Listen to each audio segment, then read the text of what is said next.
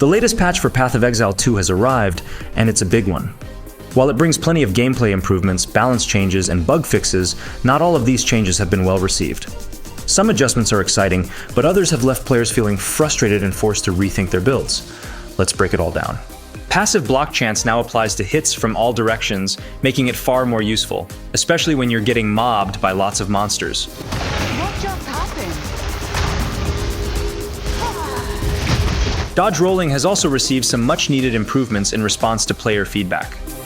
Your character's size is set to 0 units while rolling, making it easier to escape when you're mobbed in cramped spaces. On top of that, smaller monsters like the adorned beetles in Keth can now be pushed aside as you roll, ensuring your path stays clear during evasive maneuvers. These changes make dodge rolling feel smoother and more reliable, addressing a major gripe within the community. This patch also brings a host of quality-of-life improvements designed to make the game smoother and more accessible. For example, the world map has been cleaned up by removing pins for random encounters, and you can now control plus click to quickly open the currency exchange at NPCs.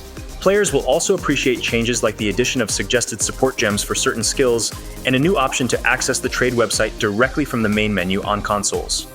Other tweaks include adjustments to UI clarity, such as updated descriptions for runes, ascendancy skills, and support gems to better explain their functionality. There's also new art for certain items like the Defiance of Destiny, unique amulet, and even pet audio has been adjusted to reduce noise in towns.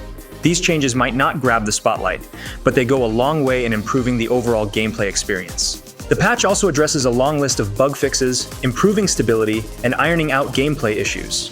Several fixes target gameplay mechanics, such as resolving issues with passive skill connections, broken interactions with skills like Hexblast and Fiery Death support, and minion behaviors that weren't working as intended.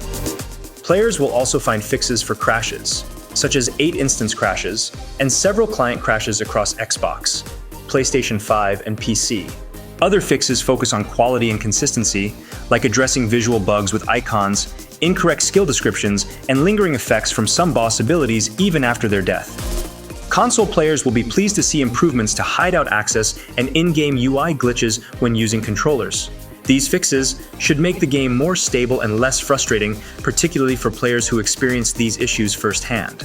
Next, this patch also buffed up certain abilities and mechanics. Leech mechanics have been strengthened, potentially giving builds reliant on life and mana leech a much-needed boost to sustain during combat. For now, it's unclear exactly what has been improved, whether it's the rate, the cap, or another aspect entirely. As a sorceress player, leech isn't a mechanic I rely on, but for builds that use it heavily, this could provide a meaningful boost to sustain in combat. The armor break debuff also received a significant buff, with its duration doubling from 6 to 12 seconds, providing more uptime for damage bonuses. Bone Shatter, an early game melee skill, now hits targets more reliably, making it a smoother option for players during the early stages of their journey. Incinerate has also received a performance tweak in this patch. Instead of creating segmented patches of ignited ground, it now creates circular areas. While this doesn't change the skill's core functionality, it should improve performance, particularly in situations with multiple overlapping effects or large-scale fights. We can't talk about this patch without addressing the nerfs, and they've left many players feeling frustrated, myself included.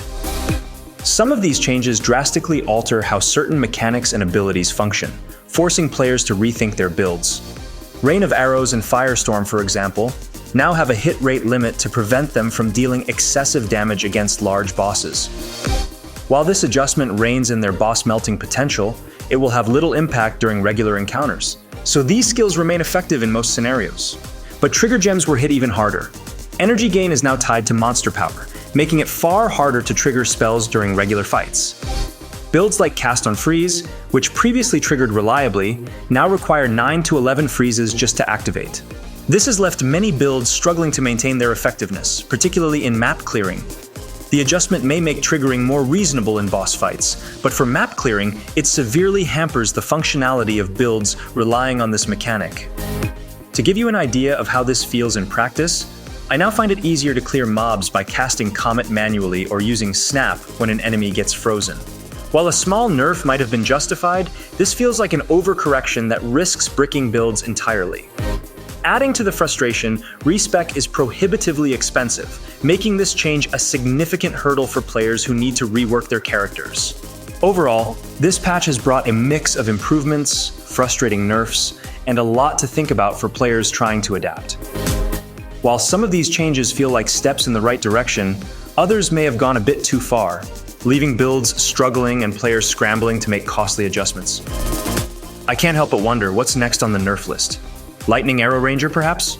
To be fair, Path of Exile 2 is an evolving game, and we can only hope Grinding Gear Games continues to listen to feedback and refine these mechanics in future updates. Thanks for watching, take care, and I'll see you in the next video.